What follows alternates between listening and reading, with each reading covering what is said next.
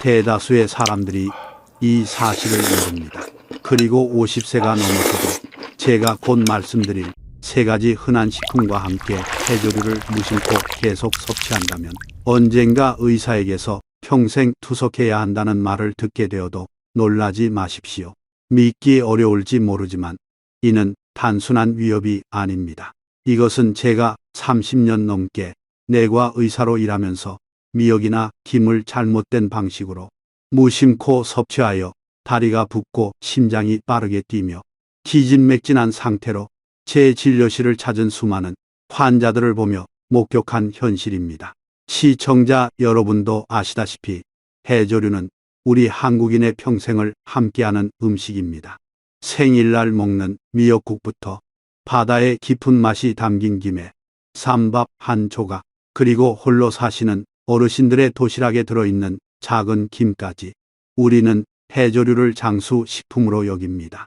그리고 맞습니다. 해조류는 분명 바다가 준 선물입니다. 하지만 그것은 오직 여러분이 올바른 섭취 방법을 알 때만 그렇습니다. 만약 잘못 섭취한다면 해조류는 심장, 신장, 그리고 갑상선에 과부하를 주어 큰 부담이 될 수 있습니다. 저는 예전에 인천에 사시는 68세 정도의 김철수님을 만난 적이 있습니다. 그는 피곤한 얼굴과 부은 다리를 이끌고 진료실로 들어와 최근 두통과 현기증이 자주 발생한다고 말했습니다. 식단에 대해 물었을 때 그는 저는 매우 건강하게 먹습니다. 매일 해조류를 먹어요 라고 자신 있게 대답했습니다. 그러나 그가 해조류를 무엇과 함께 언제 얼마나 먹었는지 자세히 물어봤을 때 모든 것이 명확해졌습니다. 알고 보니 그는 전해질 불균형을 일으키고 심장에 압력을 가하며 심장 박동을 불규칙하게 만들 수 있다고 경고된 바로 그 세 가지 음식과 해조류를 함께 섭취하고 있었습니다. 그는 이 사실을 전혀 몰랐습니다. 그리고 그는 유일한 사람이 아닙니다. 이 상황은 50세 이상의 사람들에게 매우 흔하게 발생합니다. 나이가 들수록 신장과 심장 기능이 점차 약해지고 몸은 소금, 자극제, 불균형한 미네랄을 처리하기가 더욱 어려워집니다.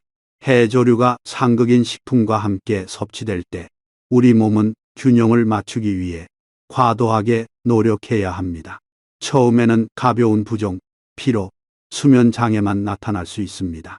그러나 이것이 장기간 지속되면 이러한 작은 이상 증상들이 많은 사람들이 예상하지 못한 합병증으로 이어질 수 있습니다.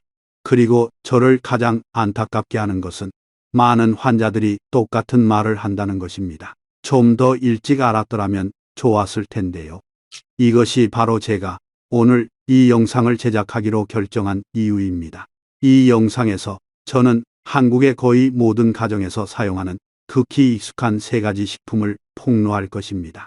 이 식품들은 해조류와 함께 섭취될 때 신장, 심장, 그리고 갑상선에 손상을 입힐 수 있습니다. 이 사실을 알게 되면 여러분은 완전히 피할 수 있는 위험으로부터 자신과 가족을 보호할 수 있습니다. 그뿐만 아니라 저는 세계 장수 국가들이 오랫동안 적용해온 세 가지 황금 조합도 공개할 것입니다.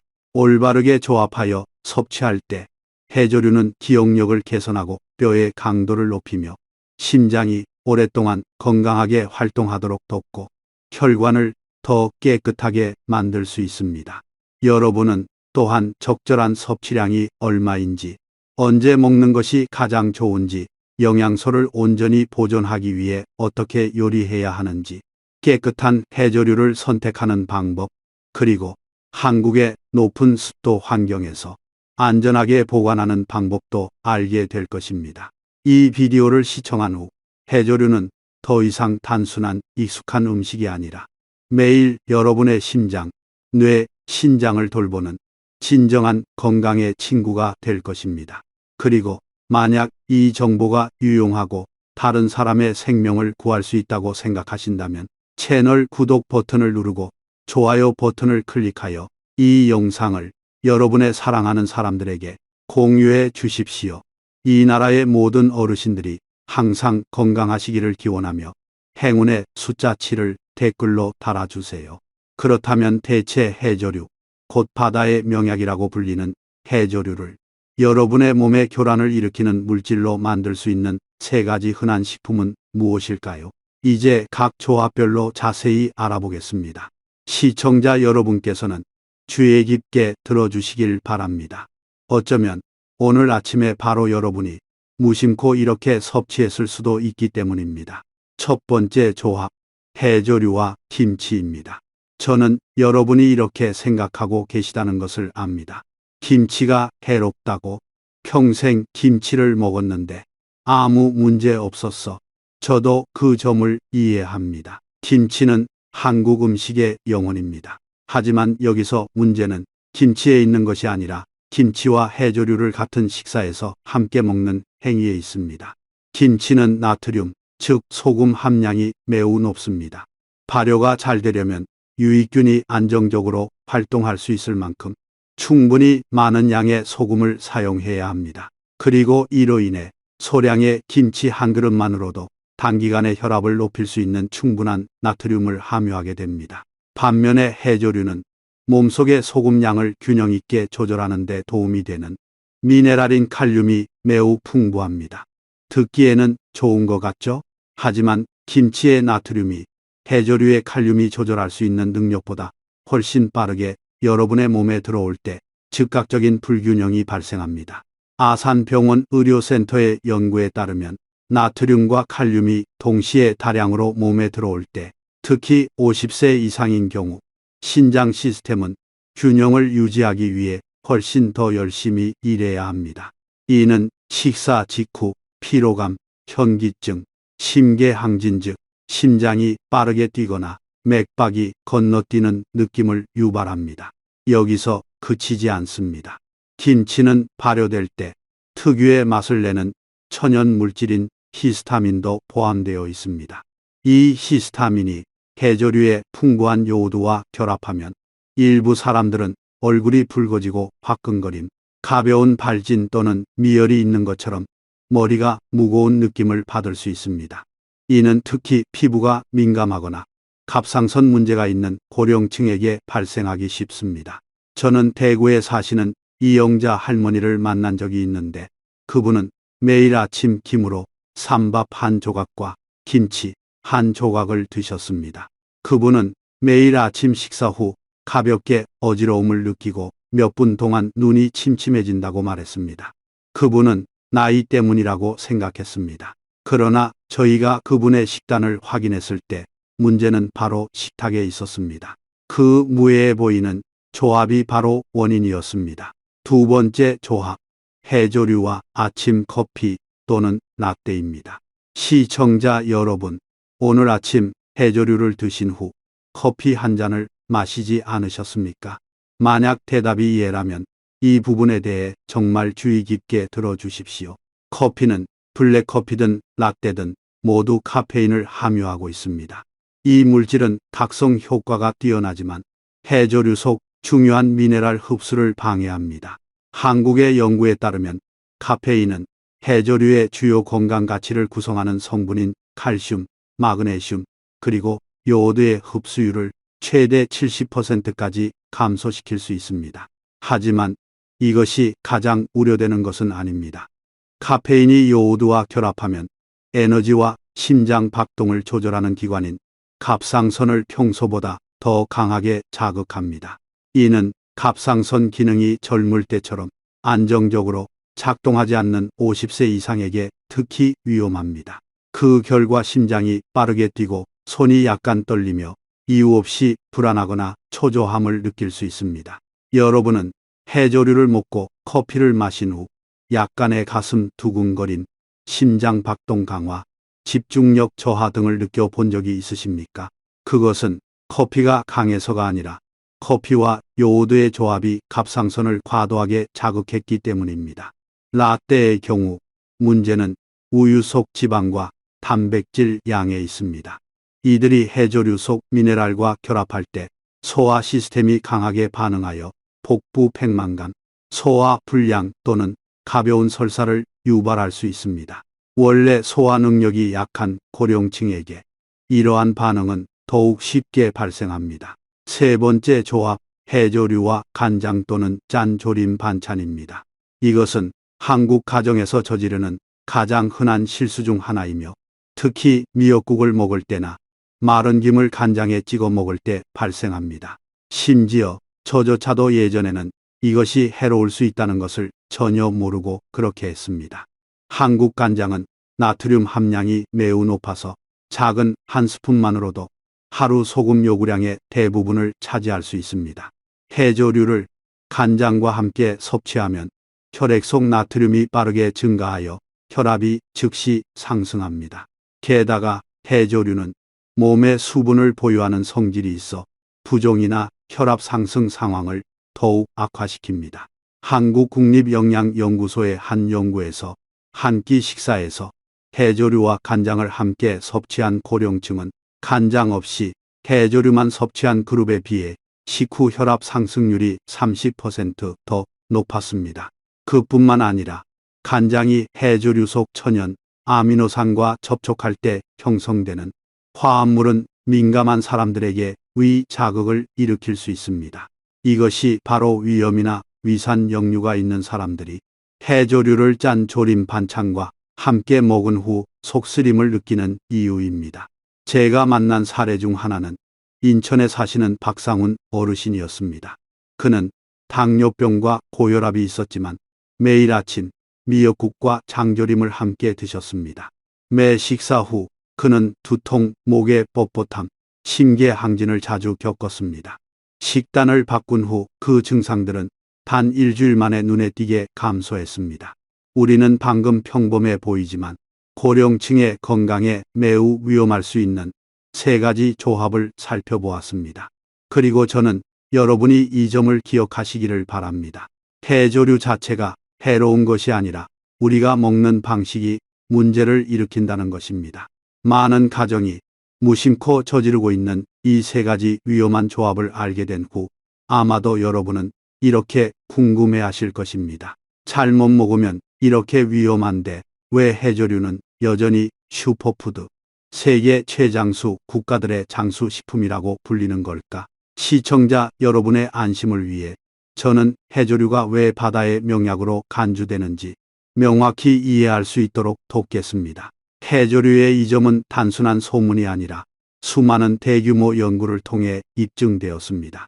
최근 영양 실험에서 해조류의 천연 화합물인 포피라는 몸속 비정상적인 세포의 성장을 늦추는데 도움이 되는 것으로 밝혀졌습니다. 주목할 점은 이 화합물이 간이나 신장에 부담을 주지 않고 부드럽게 작용하여 고령층의 신체 조건에 적합하다는 것입니다. 여기서 그치지 않고 해조류에는 여러분이 들어봤을 수도 있는 또 다른 영양소인 타우린이 있습니다. 이것은 신경세포를 보호하는 요소로 특히 나이가 들면서 기억력 저하를 걱정하는 사람들에게 중요합니다. 일본 전문가 그룹의 연구에 따르면 해조류를 꾸준히 섭취하는 사람들은 그렇지 않은 그룹에 비해 기억력 저하율이 현저히 낮았습니다. 이는 해조류가 거의 매일 식단에 오르는 일본 해안 지역의 90세 이상의 고령자가 많은 이유를 설명합니다. 해조류는 또한 심장의 동반자입니다. 풍부한 칼륨과 매우 낮은 천연 소금 함량 덕분에 해조류는 심장에 부담을 주지 않으면서 신체가 자연적으로 혈압을 조절하도록 돕습니다. 한국의 많은 대형 병원들은 고혈압 병력이나 혈관 장애가 있는 환자들에게 해조류를 영양 권장 사항에 포함시켰습니다. 하지만 한국과 일본 사이에는 안타까운 차이점이 있습니다. 일본 사람들은 해조류를 적게 먹지만 그들은 올바르게 꾸준히 간단하고 균형 있게 먹습니다. 반면에 우리 한국 사람들은 해조류를 더 많이 먹지만 잘못된 방식으로 섭취하는 경우가 많습니다. 잘못된 곁들임 음식, 잘못된 시간, 잘못된 조리법 등입니다. 그리고 바로 이 작은 오차가 건강에 큰 결과를 초래합니다. 이제 여러분은 해조류가 왜 바다의 명약으로 간주되는지 알게 되셨습니다. 하지만 이 점을 아는 것만으로는 충분하지 않습니다. 가장 중요한 것은 그 이점들이 실제로 발휘될 수 있도록 섭취하는 방법을 아는 것입니다. 그러므로 지금 바로 저와 함께 다음 부분으로 넘어가서 오늘부터 해조류를 어떻게 하면 몸을 건강하게 하고 더 오래 살도록 돕는 부분으로 만들 수 있을지 알아보겠습니다. 이것이 바로 일본 사람들이 수세기 동안 장수하는 비결을 유지해온 방식처럼 해조류를 장수식품으로 바꾸는 데 도움이 될 3가지 황금 열쇠입니다. 그리고 가장 좋은 점은 이러한 조합들이 전혀 낯설지 않다는 것입니다. 이들은 모두 비싼 식재료나 복잡한 기술 없이도 여러분의 부엌에서 바로 준비할 수 있는 음식들입니다. 단지 약간의 변화만으로도 여러분은 몸이 더 가벼워지고 소화가 잘 되며 기억력이 개선되고 숙면을 취하는 것을 느끼게 될 것입니다. 이제 저와 함께 각 조합, 즉 익숙하지만 놀라운 힘을 숨기고 있는 음식들을 살펴보겠습니다. 첫 번째 조합, 해조류와 달걀. 강력한 힘을 더하는 콤비. 광주에 사는 68세 최민성님에 대한 이야기를 해드리겠습니다. 그는 65세 이후로 몸이 약해지는 것을 느껴서 저를 찾아왔습니다. 팔다리가 쉽게 피로하고 계단을 조금만 급히 오르면 숨이 차며 때로는 정신 집중이 안 된다고 했습니다. 하지만 그를 가장 걱정하게 만든 것은 뚜렷하게 감소한 기억력이었습니다. 그는 메모를 해놓고도 시장에 가서 무엇을 사려 했는지 잊어버린 적이 있다고 말했습니다. 그의 식습관을 살펴본 후 저는 많은 고령층이 겪는 한 가지 문제점을 발견했습니다. 바로 아침 식사가 너무 부실하다는 것입니다. 젊은 사람들에게는 큰 영향이 없을 수도 있습니다. 하지만 50세 이상에게 아침 식사는 몸 전체, 특히 뇌와 근육을 위한 시동과 같습니다. 그리고 제가 최민성님에게 제안한 음식은 매우 간단했습니다. 바로 달걀과 해조류입니다. 달걀은 완전 단백질의 원천으로 근육을 강화하고 혈당을 안정시키는 데 도움이 됩니다. 그러나 가장 귀중한 부분은 노른자에 있습니다. 바로 뇌의 중요한 영양소인 콜린입니다. 이는 기억력과 집중력을 유지하는 데 도움이 됩니다. 미국에서 10년 동안 1200명 이상의 고령층을 추적한 연구에 따르면 달걀을 꾸준히 섭취한 사람들이 달걀을 피한 사람들보다 기억력이 훨씬 더 좋다는 결론을 내렸습니다. 그렇다면 해조류는 어떻습니까? 해조류는 뇌가 에너지를 만드는데 필수적인 요소인 비타민 B군을 제공합니다. 또한 해조류는 세포 회복을 돕고 가벼운 염증을 줄이며 안정적인 혈액순환을 유지하는 데 도움이 되는 미네랄을 함유하고 있습니다. 이들이 서로 결합할 때 달걀과 해조류는 서로 부족한 부분을 보완합니다. 달걀에 비타민 B가 부족하다고요? 해조류가 보충합니다. 해조류에 단백질이 적다고요? 달걀이 보충합니다. 그렇기 때문에 매일 아침 해조류를 넣은 달걀 프라이 한 접시 또는 달걀을 푼 해조류 국 한 그릇만으로도 하루 종일 지속적인 에너지를 제공하기에 충분합니다. 최민성님이 가장 놀란 점은 단 한 달 만에 정신이 더 맑아지고 계단을 오르는 것이 더 이상 힘들지 않게 되었다는 것입니다. 그의 주치의 역시 고령층이 올바른 식습관을 갖지 않고서는 보기 드문 일인 근육량이 약간 개선되었다고 기록했습니다. 두 번째 조합, 해조류와 두부. 뼈와 갑상선을 위한 힘의 원천. 만약 여러분이 60세 이상이라면 분명 한 번쯤 걱정해 봤을 문제가 있습니다. 바로 뼈와 관절 건강입니다. 이 나이가 지나면 특히 폐경 후 여성들에게서 뼈 밀도가 매우 빠르게 감소합니다. 한국 고령층의 고관절, 골절 발생률은 매년 빠르게 증가하고 있으며 안타깝게도 많은 경우 완전히 회복되지 못합니다. 이것이 제가 두부와 해조류 콤비를 자주 권장하는 이유입니다. 두부는 좋은 단백질과 적은 지방으로 유명하여 고령층에게 매우 적합합니다. 두부에는 또 다른 중요한 요소가 있습니다. 바로 칼슘입니다. 중간 크기의 두부 한 조각에는 거의 우유 한 잔에 해당하는 칼슘이 들어 있습니다. 이는 뼈를 더 튼튼하게 하고 근육을 더 강하게 하며 매우 무서우면서도 종종 간과되는 문제인 낙상 위험을 줄여줍니다. 하지만 모든 사람이 아는 것은 아닌 한 가지 사실이 있습니다. 두부에는 몸이 요오드를 배출하게 만드는 천연 물질이 들어 있습니다. 젊은 사람들에게는 큰 영향을 미치지 않을 수 있지만 고령층, 특히 갑상선 기능이 저하된 사람들에게는 에너지 감소, 피로 유발 또는 가벼운 체중 증가를 초래할 수 있습니다. 이때 해조류가 그 역할을 발휘합니다. 해조류는 천연 요오드가 가장 풍부한 식품 중 하나로 갑상선이 안정적으로 작동하도록 돕습니다.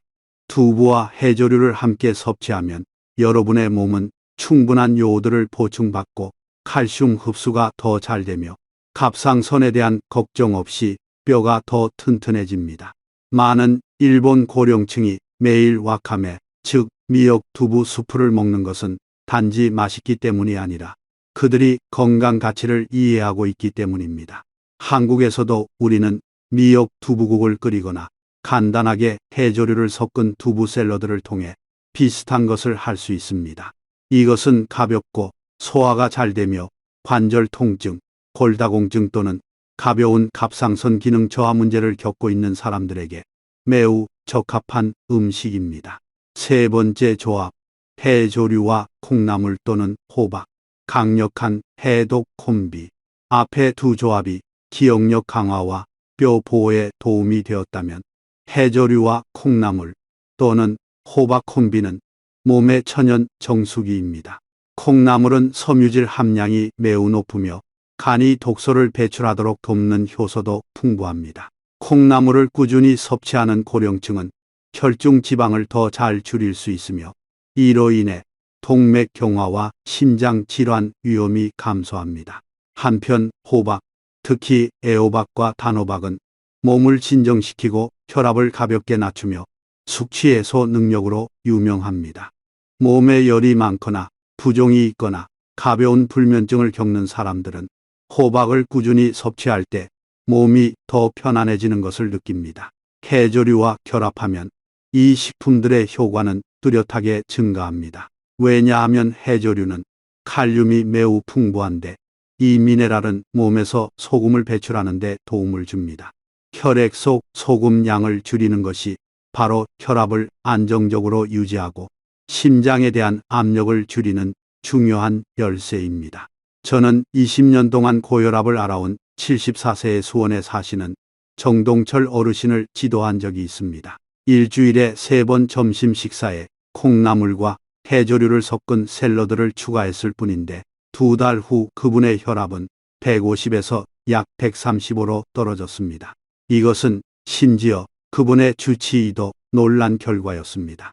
여러분은 이 음식들을 간단하게 준비할 수 있습니다. 콩나물과 해조류를 참기름 몇 방울과 함께 가볍게 무친 샐러드나 해조류를 넣고 끓인 호박국을 만드시면 됩니다. 몸은 짧은 시간 후에 부드러우면서도 뚜렷한 변화를 느낄 것입니다. 제가 방금 공유한 3가지 황금 조합은 거리가 먼 이론이 아닙니다.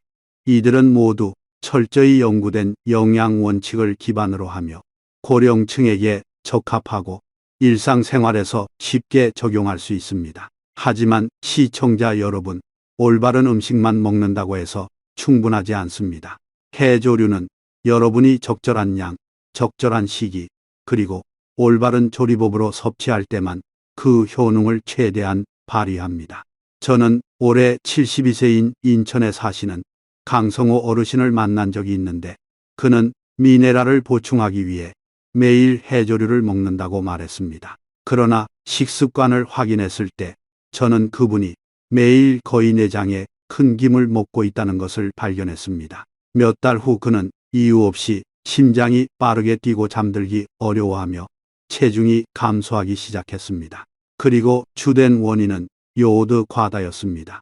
이 사례는 많이 먹을수록 좋다고 생각하는 사람들에게서 특히 드물지 않습니다. 따라서 먼저 여러분은 안전한 섭취량을 기억해야 합니다. 성인의 경우 마른 해조류는 하루에 약 5기에서 10기, 즉 큰 김 1장에서 2장 정도입니다. 이 수치는 한국영양학 연구소에서 오랜 연구 끝에 집계한 것입니다. 하루 10옥을 초과하면 몸은 필요 이상의 과도한 요오드를 섭취할 수 있습니다. 그리고 몸의 에너지 조절기 역할을 하는 갑상선이 너무 강하게 자극되거나 억제될 수 있습니다. 이는 수면 장애, 심계 항진, 지속적인 피로 또는 집중력 저하와 같은 상황으로 이어집니다. 이 모든 것이 많은 고령층이 겪고 있지만 원인을 모르는 증상들입니다. 섭취량 외에도 해조류를 먹는 시간도 매우 중요합니다. 놀랍겠지만 영양과학은 신체가 아침이나 이른 오후에 미네랄을 가장 잘 흡수한다는 것을 입증했습니다. 이때 소화 시스템이 가장 활발하게 작동하여 해조류의 칼슘, 철분, 비타민을 가장 효율적으로 흡수하도록 돕습니다. 일본 사람들이 아침 식사에 해조류를 자주 먹는 것이 바로 이 때문입니다. 반대로 저녁에, 특히 잠자리에 들기 전에 해조류를 먹으면 갑상선을 살짝 자극하는 요오드 때문에 몸이 이완되기 어려울 수 있습니다. 그 결과 잠들기 어렵거나 얕은 잠을 자거나 밤중에 깨게 됩니다. 고령층에게 수면 부족은 두통, 기억력 저하, 혈압 상승과 같은 일련의 문제들을 초래합니다. 이제 세 번째 요소인 조리법입니다. 이 부분은 많은 가정이 가장 크게 실수하는 부분입니다. 서울대학교의 한 연구에 따르면 해조류를 너무 높은 온도, 특히 200도 이상에서 조리하면 비타민의 최대 80%를 이룰 수 있습니다. 이는 여러분이 적절한 양을 적절한 시간에 먹더라도 조리법이 잘못되면 해조류가 그 이점을 완전히 발휘할 수 없다는 것을 의미합니다. 가장 좋은 조리법은 160도에서 180도 사이의 적당한 온도에서 가볍게 볶는 것입니다. 단 몇 초에서 1분 이내의 짧은 시간 동안 해조류는 천연 미네랄을 거의 온전히 유지할 수 있습니다. 불린 해조류의 경우 5분에서 10분 동안만 불려야 합니다. 너무 오래 불리면 물에 녹는 미네랄이 씻겨나가 음식의 가장 중요한 가치 부분을 잃게 됩니다. 여러분이 주의 깊게 보시면 일본 사람들과 많은 전문 요리사들은 항상 약한 불로 해조류를 조리하며 너무 오래 끓이거나 태우지 않는다는 것을 알 수 있을 것입니다. 그들은 해조류가 온도에 매우 민감하며 조리 방식 자체가 해조류가 보약이 될지 아닐지를 결정한다는 것을 이해합니다. 하지만 적절한 양과 시간을 아는 것보다 더 중요한 것이 있습니다. 바로 여러분이 구매할 때부터의 해조류의 품질입니다. 아무리 완벽하게 조리하더라도 해조류가 품질이 낮거나 염색되었거나 불순물에 오염되었거나 잘못 보관되었다면 모든 노력은 헛수고가 됩니다. 아마 여러분은 모르셨을 수도 있지만 최근 해산물 품질 검사에서 시장에 유통되는 해조류의 거의 40%가 문제가 있는 것으로 밝혀졌습니다. 염색, 공업용 소금, 오염 또는 미세 곰팡이 포함 등이었습니다. 이러한 제품을 섭취하면 영양소를 잃을 뿐만 아니라 나이가 들면서 이미 약해진 두 기관인 간과 신장에 부담을 주게 됩니다. 저는 부산에 사시는 한미숙 어머님이 시장 가격보다 절반 이상 저렴하게 구매한 해조류 봉지를 저에게 보여준 것을 기억합니다. 겉보기에는 매우 윤기가 나고 예뻤지만 열어보니 톡 쏘는 이상한 냄새가 났습니다. 자세히 확인해 보니 해조류 표면이 약간 끈적거리고 작은 흰 반점들이 있었습니다. 이것은 해조류가 습기를 먹거나 곰팡이가 피기 시작했다는 전형적인 신호입니다. 다행히 그분은 사용하지 않으셨지만 만약 사용했다면 간과 위장에 영향을 미쳤을 수 있습니다. 이러한 상황을 피할 수 있도록 돕기 위해 매우 효과적인 세 가지 기본 검사 단계가 있습니다. 첫 번째 단계는 색깔 확인입니다. 천연 해조류는 보통 짙은 녹색 또는 희미한 검은색을 맵니다. 해조류가 비정상적으로 검은 윤기가 나거나 마치 기름칠을 한 것처럼 반짝인다면 더 보기 좋게 만들기 위해 염색된 해조류일 수 있습니다. 두 번째 단계는 냄새 확인입니다.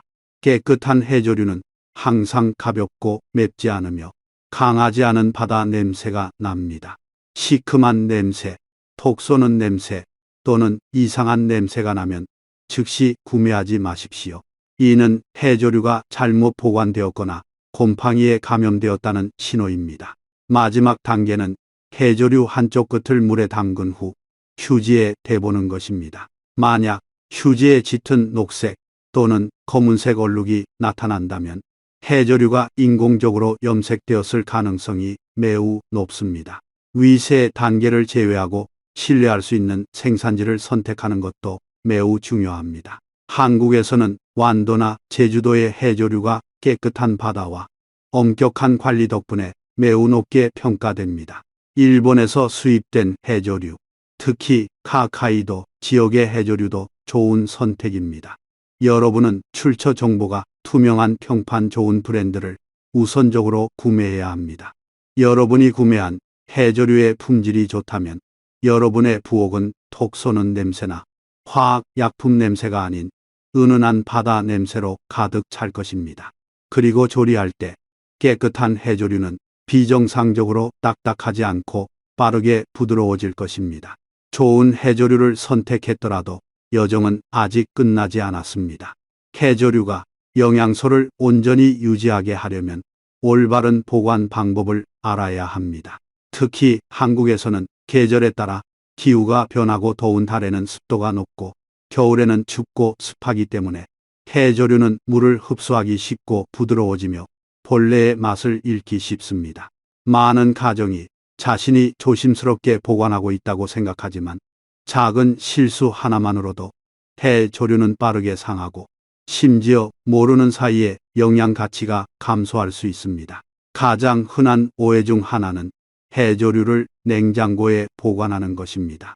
많은 사람들이 냉장고가 식품을 신선하게 유지하는 데 도움이 된다고 믿어 해조류도 그렇게 취급합니다.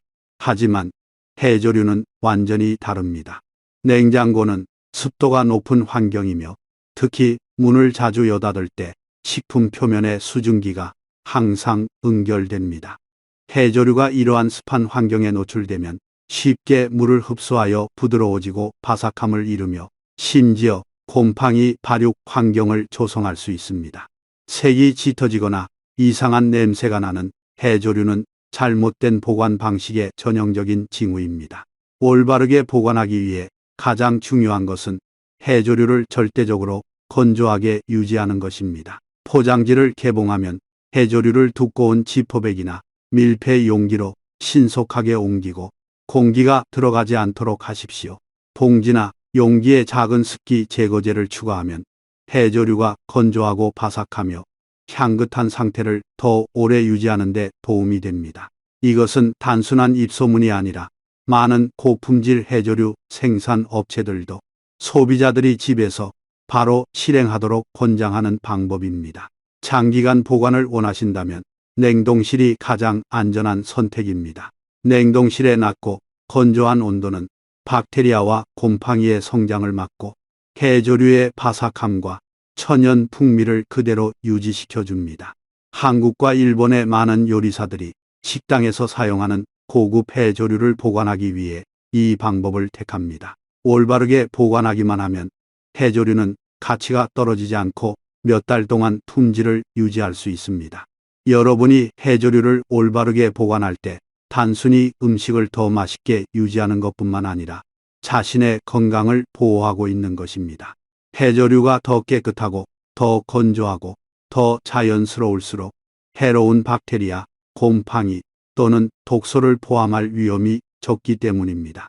그리고 몸이 안전한 음식을 받아들일 때 물질을 처리하고 거르는 역할을 담당하는 두 기관인 간과 신장도 작업 과정에서 더 가벼워질 것입니다. 우리가 앞장에서 다룬 세 부분, 즉 적절한 섭취량, 합리적인 섭취 시간, 표준 조리법, 깨끗하고 염색되지 않은 해조류를 고르는 방법, 그리고 정확한 보관 방법은 해조류가 진정한 건강의 친구가 되도록 돕는 토대입니다. 여러분이 이 세 가지 요소를 올바르게 이해하고 적용한다면 해조류는 더 이상 단순한 전통 음식이 아니라 여러분의 장기적인 건강 관리 여정에서 중요한 부분이 될 것입니다. 하지만 여러분이 제가 안내한 모든 것을 서둘러 적용하기 전에 제가 언급해야 할 중요한 사실이 하나 있습니다. 누구나 해조류를 먹어도 되는 것은 아닙니다. 어떤 사람들은 해조류를 섭취할 경우 약물의 작용보다 더 강한 반응을 겪을 수 있습니다. 그리고 여러분이 제가 곧 언급할 네 그룹 중 하나에 속한다면 해조류 한 조각만으로도 건강에 원치 않는 영향을 미칠 수 있습니다. 저는 제가 오랫동안 기억하는 한 이야기로 시작하고 싶습니다. 76세의 대구에 사는 송옥자 할머니는 가슴이 항상 두근거리고 잠들기 어려우며 때때로 손이 가볍게 떨린다고 말했습니다. 식단을 확인했을 때 그분은 그것이 장수 음식이라고 생각하여 매일 아침 해조류를 먹고 있다고 했습니다. 그러나 갑상선 검사 결과 그분은 가벼운 갑상선 기능 항진증을 앓고 있었습니다. 이러한 경우 천연 요오드가 매우 높은 해조류는 갑상선을 과도하게 활동하게 만들 수 있습니다. 그리고 그것이 그분의 심장을 빠르게 뛰게 하고 잠을 얕고 불규칙하게 만든 이유였습니다. 제가 언급하고 싶은 첫 번째 그룹은 바로 갑상선 기능 항진증을 앓고 계신 분들입니다. 이는 갑상선이 너무 많은 호르몬을 생성하여 몸이 항상 과속 상태에 있는 상황입니다. 이 사람들은 소량의 해조류만 먹어도 상태가 악화될 수 있습니다. 증상으로는 심계항진, 불안감, 체중 감소, 수면 장애, 몸의 열감 등이 있습니다. 여러분이 이러한 징후를 가지고 있다면 해조류를 피하고 대신 녹색 채소, 흰살 생선 또는 두부와 같이 더 부드럽고 안전한 식품으로 대체하는 것이 가장 좋습니다. 두 번째 그룹은 항응고제를 복용 중인 분들입니다. 해조류에는 천연 형태의 비타민 K가 포함되어 있어 약물의 효과에 영향을 미칠 수 있습니다. 서울에 계신 저의 고령 환자 윤태용님은 의사에게 알리지 않고 매일 해조류를 섭취하다가 비정상적인 혈전 상태로 입원해야 했습니다. 만약 여러분이 이러한 종류의 약물을 복용하고 있다면 해조류를 섭취하기 전에 의사와 상담하거나 영양이 적은 다른 채소를 선택하십시오. 세 번째 그룹은 신부전 또는 투석 중인 사람들입니다. 많은 환자들이 해조류가 몸을 정화한다고 생각한다는 것을 알고 있지만 신부전 환자에게는 모든 것이 정반대입니다. 신장은 해조류의 미네랄, 특히 칼륨을 효율적으로 걸러낼 수 없습니다. 혈중 칼륨 수치가 너무 높아지면 매우 위험한 문제인 심장 박동 장애를 겪을 수 있습니다. 따라서 신장 치료 중이라면 해조류를 피하고 의사의 지시에 따라 칼륨 함량이 낮은 채소 공급원을 사용하십시오. 마지막 그룹은 요오드 알레르기가 있는 분들입니다. 증상은 몇 분 안에 나타날 수 있습니다. 붉은 발진, 가려움증, 얼굴에 화끈거림 또는 목의 불편함 등입니다. 이러한 경우 해조류는 전혀 적합하지 않습니다. 여러분은 영양분을 보충하기 위해 무, 당근 또는 호박과 같은 다른 섬유질이 풍부한 식품을 사용할 수 있습니다. 방금 언급된 네 그룹은 특별한 주의가 필요한 경우입니다. 만약 여러분이 앞에서 언급된 네 가지 위험 그룹에 속하지 않는다면 축하드립니다. 익숙하고 소박해 보이는 음식인 해조류는 매일 여러분의 건강을 지원하는 동반자가 될 수 있습니다. 하지만 해조류는 여러분의 몸이 그것을 받아들일 준비가 된 상태일 때만 진정한 효과를 발휘합니다. 많은 사람들이 해조류를 꾸준히 먹는 것만으로 충분하다고 생각하지만 사실 해조류의 효과는 여러분이 먹는 양에 달려 있는 것이 아니라 여러분의 건강 기반과 일상생활 습관에 달려 있습니다. 저는 고령 환자들에게 종종 이렇게 말합니다. 어떤 음식도 만병통치약은 아니지만 올바른 위치에 놓였을 때 강력해지는 음식이 있습니다. 해조류도 마찬가지입니다. 이는 우리 몸의 가장 중요한 세 기관, 즉 심장, 뇌, 그리고 신장이 올바르게 관리될 때 최고의 효과를 발휘합니다. 이 세 곳은 여러분이 매일 먹는 것으로부터 직접적인 영향을 받는 곳입니다. 이 기관들이 건강하다면 해조류는 땅을 기름지게 하는 부드러운 비와 같습니다. 하지만 이 기관들이 약하다면 해조류가 아무리 좋더라도 변화를 일으키기 어렵습니다. 먼저 심장과 신장에 대해 이야기해 봅시다. 이 두 기관은 매 순간 조용히 일합니다. 심장은 온몸에 피를 펌프질하여 영양을 공급하고, 신장은 과도한 물질을 걸러내어 시간이 지나도 피가 더러워지지 않도록 합니다. 이 두 기관 중 하나가 약해지면 몸속에 소금이 쉽게 축적되고 혈액은 더 끈끈해지며 혈액 순환이 어려워집니다. 이러한 작은 일들이 피로 눈의 흐릿함, 손발 저림 또는 심지어 고혈압 위험 증가를 유발하기에 충분합니다. 이것이 바로 매일 충분한 물을 마시는 것이 매우 중요한 이유입니다. 너무 많이 마실 필요는 없습니다. 하루에 약 1.2L에서 1.5L 정도의 물만으로도 신장이 피를 더 효율적으로 거르도록 돕고 혈류를 부드럽게 하여 심장이 과도하게 무리하지 않도록 합니다. 많은 고령층이 소변을 자주 볼까봐 물 마시는 것을 꺼리지만 수분 부족은 오히려 몸을 긴장하게 하고 변비, 현기증, 피로 위험을 증가시킵니다. 게다가 한국 사람들은 원래 짠 음식을 많이 먹는 습관이 있습니다.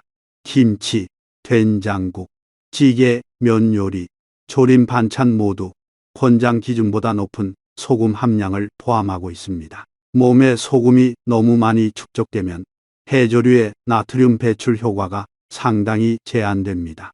해조류에는 소금을 몸 밖으로 밀어내는 데 도움이 되는 미네랄인 칼륨이 풍부합니다. 그러나 여러분이 섭취하는 소금의 양이 너무 많으면 해조류도 균형을 맞출 수 없습니다. 이것이 바로 많은 사람들이 매일 해조류를 먹어도 혈압이 떨어지지 않는 이유를 설명해 줍니다. 또 다른 중요한 주의 사항은 해조류를 먹은 직후 커피를 마시지 않는 것입니다. 많은 영양 연구는 커피가 미네랄, 특히 철분과 칼슘의 흡수를 감소시킬 수 있음을 보여주었습니다. 만약 여러분이 해조류로 건강한 식사를 준비하는데 공을 들였지만 그 직후 커피를 마신다면 그 식사의 이점은 상당히 감소될 것입니다. 최소한 1시간은 기다리는 것이 가장 좋습니다. 이제 우리는 가장 귀중하지만 쉽게 잊히는 기관인 뇌로 넘어가겠습니다. 많은 고령층이 저에게 앞서 했던 일을 잊어버리거나 아는 사람의 이름을 기억하지 못하거나 방에 들어섰을 때 무엇을 하려 했는지 기억나지 않는 느낌을 두려워한다고 말합니다. 이것은 나이에 따른 인지 기능 저하의 표현입니다. 좋은 소식은 해조류가 뇌 활동을 돕는 몇 가지 영양소를 포함하고 있지만 뇌는 올바른 생활 습관으로 양육될 때만 잘 흡수한다는 것입니다. 매일 약 20분 동안 걷는 것은 뇌로 가는 혈액 순환을 개선하여 뇌졸중 위험을 줄이고 기억력을 향상시킵니다. 여러분은 빠르게 걷거나 멀리 갈 필요가 없습니다. 단지 꾸준히 걷고 어깨를 편안하게 하고 깊게 숨을 쉬면서 몸이 열리고 기혈이 순환되도록 하십시오. 이는 고령층에게 특히 적합한 부드러운 형태의 운동입니다. 가벼운 명상 또한 매우 유용합니다. 단지 눈을 감고 10분 동안 깊게 숨을 쉬는 것만으로도 몸의 스트레스를 줄이고 마음을 안정시키며 수면의 질을 개선하기에 충분합니다. 뇌가 올바르게 쉴 때 해조류 속 타우린이나 비타민 B군과 같은 영양소가 기억 지원과 정신적 피로 감소에 실제로 기여할 기회를 갖게 됩니다.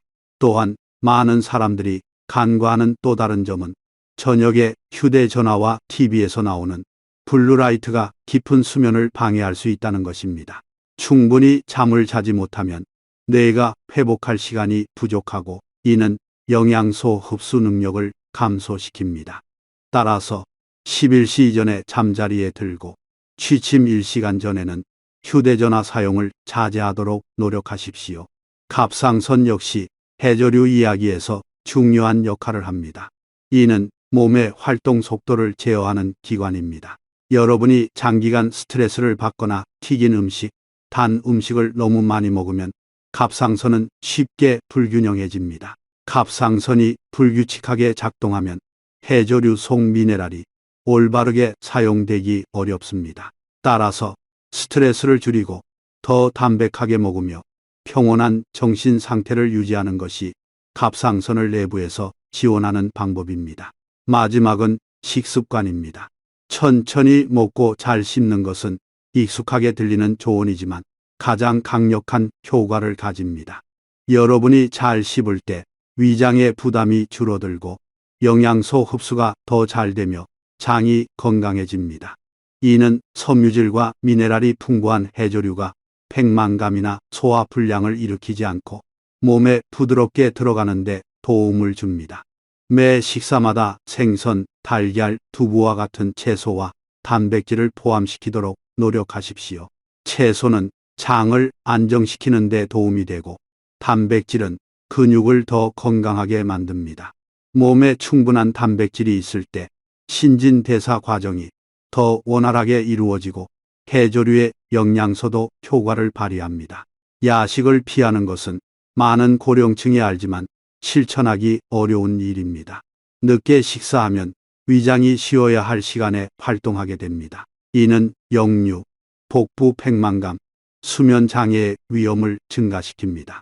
수면을 취하지 못할 때 몸의 재생 능력이 떨어지고 해조류에서 얻는 영양소는 낭비됩니다. 이러한 모든 습관들이 비록 작더라도 꾸준히 유지될 때 견고한 건강 기반을 만들 것입니다. 그렇게 될 때 해조류는 식사 중 단순한 반찬이 아니라 시간이 지남에 따라 여러분의 몸을 건강하게 만드는 천연 미네랄 보충제가 될 것입니다. 여러분은 값비싼 식품이나 복잡한 방법을 찾을 필요가 없습니다. 습관을 조금만 바꾸고 몸을 더 아낀다면 해조류는 그 올바른 역할을 발휘할 것입니다. 바로 건강한 심장, 맑은 두뇌, 부드럽게 작동하는 신장을 지원하는 것입니다.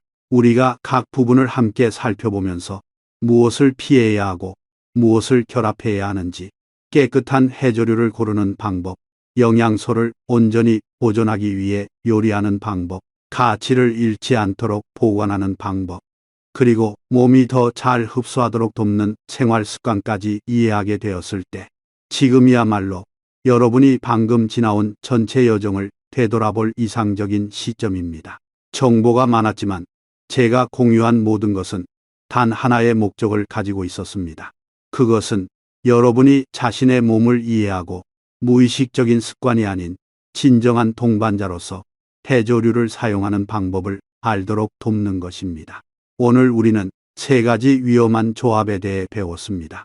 평범해 보이지만 소화 장애를 일으키고 심장의 부담을 증가시키며 또는 갑상선을 불안정하게 만들 수 있는 것들입니다. 이것은 대부분의 한국 사람들이 매일 인식하지 못한 채 행하고 있는 일입니다. 이 3가지 실수를 제거하는 것만으로도 여러분의 건강은 절반이나 달라질 수 있습니다. 그 다음 우리는 3가지 황금 조합으로 넘어갔습니다. 일상 식사에서 매우 익숙한 음식이지만 해조류와 함께할 때 근육, 뼈와 관절, 심혈관 및 기억력에 좋은 시너지 효과를 만들어냅니다. 이것은 입소문이 아닙니다. 이 효과들은 올바르게 결합될 때 해조류의 미네랄이 단독으로 섭취할 때보다 더 효율적으로 흡수되도록 돕는다는 것을 보여주는 많은 영양 연구를 통해 확인되었습니다. 그리고 이어서 3가지 황금 규칙이 있었습니다. 적절한 양, 합리적인 시간, 그리고 올바른 온도와 조리법입니다. 해조류가 너무 많으면 갑상선이 과도하게 일하게 만들 수 있습니다. 너무 늦은 저녁에 먹으면 몸이 잠들기 어려울 수 있습니다. 너무 뜨겁게 볶거나 끓이면 수용성 비타민이 거의 모두 사라질 수 있습니다. 이 3가지 규칙을 이해할 때 여러분은 해조류를 진정한 슈퍼푸드로 만드는 방법을 알게 됩니다. 다음으로 우리는 특별히 주의해야 할 4그룹의 사람들에 대해 이야기했습니다. 갑상선 기능 항진증 환자, 항응고제를 복용 중인 사람, 신부전 환자, 그리고 요오드 알레르기가 있는 사람들은 모두 해조류 속 물질에 몸이 강하게 반응하게 만드는 고유한 생리적 특성을 가지고 있습니다. 이것은 극단적인 금기가 아니라 자신의 몸을 존중하고 각 개인마다 다른 한계가 있음을 이해하는 것입니다. 그리고 마지막으로 우리는 생활 습관에 대해 논의했습니다. 해조류가 아무리 좋더라도 전체 건강 그림의 작은 부분일 뿐입니다. 충분한 물을 마시고 꾸준히 걷고 적당량의 소금을 섭취하고 충분히 잠을 자고 평온한 마음 상태를 유지하는 것. 이 모든 것이 여러분의 몸이 영양소를 자연스럽고 부드럽게 강요 없이 받아들이도록 돕습니다. 이 모든 것을 종합할 때 우리는 아주 명확한 사실에 도달합니다. 해조류는 마법이 아니지만 올바르게 먹는 방법을 안다면 건강하고 오래 사는 여정에서 진정으로 신뢰할 수 있는 동반자가 될 수 있습니다. 중요한 것은 여러분이 먹는 해조류 한 조각에 있는 것이 아니라 여러분이 매일 자신의 몸을 어떻게 대하는지에 있습니다. 여러분이 올바르게 이해하고 올바르게 실천하며 꾸준히 유지하기만 한다면 해조류는 매주, 매월 여러분이 느낄 수 있는 지속적인 변화를 가져올 것입니다.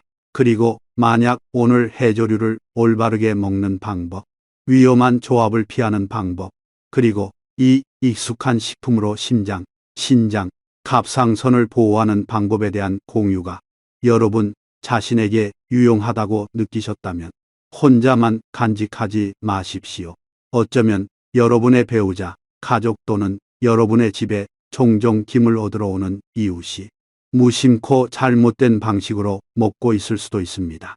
여러분이 이 비디오를 단 한 번 공유하는 것만으로도 그들이 불필요한 건강 위험을 피하고 더 건강한 식습관을 시작하도록 도울 수 있습니다. 우리가 마치기 전에 저는 여러분께 작지만 매우 큰 변화의 힘을 가진 행동을 해 주시기를 부탁드립니다. 댓글 섹션에 작은 다짐 한 줄을 남겨주십시오. 단 한 문장이라도 괜찮습니다. 예를 들어, 저는 오늘부터 해조류를 적정량만 먹겠습니다. 또는 저는 더 이상 해조류와 김치를 함께 먹지 않겠습니다. 이 글을 쓰는 것은 제가 알도록 하기 위함이 아니라 바로 여러분 자신에게 나는 주도적이고 건강한 삶을 시작하고 있다고 상기시키기 위함입니다. 그리고 매일매일 건강을 관리하는 방법에 대한 쉽고 친근하며 실용적인 조언, 학문적이지 않고 복잡하지 않은 정보를 계속 받고 싶으시다면 구독 버튼을 누르고 알림 벨을 켜 주십시오. 그렇게 하시는 것은 저를 지지하는 것뿐만 아니라 스스로에게 나는 내 몸을 이해하는 것을 선택한다. 나는 나와 가족의 건강을 위한 생활 방식을 선택한다고 약속하는 것입니다. 우리는 시간을 늦출 수는 없지만 앞으로 남은 삶의 부분을 더 가볍고 더 편안하며 더 주도적으로 만들 수 있습니다. 매번 혈압이 오를까봐 걱정할 필요도 없습니다. 작은 식습관 실수 때문에 힘든 시기를 겪을 필요도 없습니다.